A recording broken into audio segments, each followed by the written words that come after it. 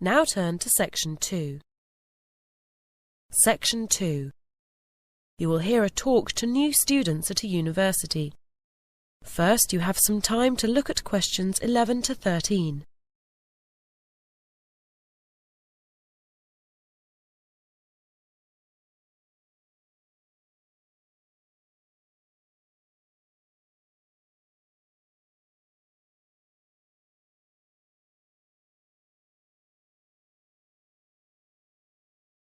Now listen carefully and answer questions 11 to 13. Hi, it's good to see you all here today, and what a pity the weather is so bad for your first day at university. It could at least have stayed sunny today. Now, my name is Pat Baker. I work for Student Services, and I'm going to tell you about our mentoring scheme for new students. We've had it in place for a few years now, and people starting at university for the first time in general find it a very positive experience at these meetings. What happens is this. Each of you, if you want to join the scheme, will be assigned a mentor. That is, someone who's been studying here for a year or two, and who can show you the ropes. In other words, show you how things work. Give you advice if you need it, and just generally be friendly contact for you in the university. Of course, you'll have your tutors and lecturers, who will also help you with academic problems. But this is someone more your own age, who has been through the same experience quite recently.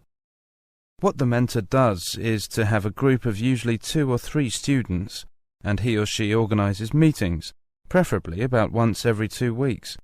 We generally find that more than that is just too often. Where you chat about your problems, university life, or just about things in general, and your mentor will give you the benefit of his or her experience. If you're joining this scheme, you'll be meeting your mentor today, just after lunch. If you haven't signed up, by the way, it's not too late. Come and see me after the talk.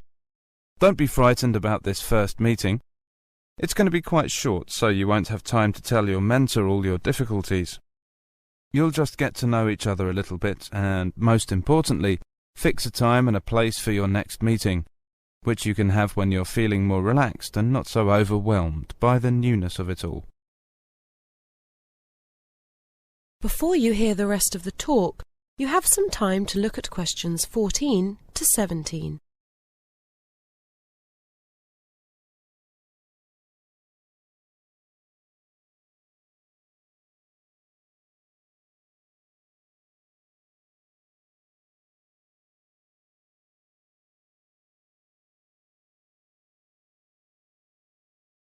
Now listen carefully and answer questions 14 to 17.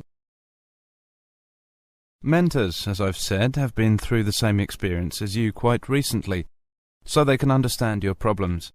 They'll be able to tell you about academic systems, which are so different at university from what you were used to at school. Also, because at university you are much more independent and you have to spend so much time studying on your own, they can suggest techniques for studying which will help you to keep up to date with your work. This university is an enormous place, so another thing which they'll be able to help with is university facilities. You know, anything from sports halls to libraries to medical services, and they can probably help you get involved in all sorts of social activities too. Parties, clubs, sports, whatever. Before you hear the rest of the talk, you have some time to look at questions 18 to 20.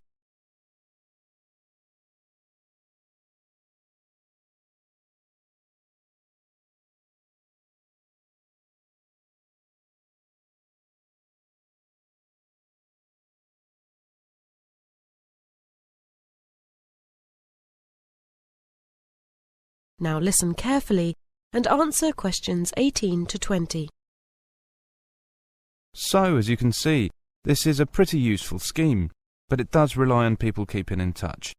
The telephone's pretty useful if you have one, but students are busy people and often out doing things, so email is probably better. Your mentor will be able to show you how to get an email account. They don't cost anything to students, they're free. For people who have never been away from home before, a mentor is a useful contact and support, somewhere between a friend and a parent. And no doubt, as the year progresses, and you start getting nervous around exam time, your mentor will be ready with useful tips on the best way to pass your exams. After all, they did the same ones either last year or the year before, and they passed them. That is the end of section 2. You now have half a minute to check your answers.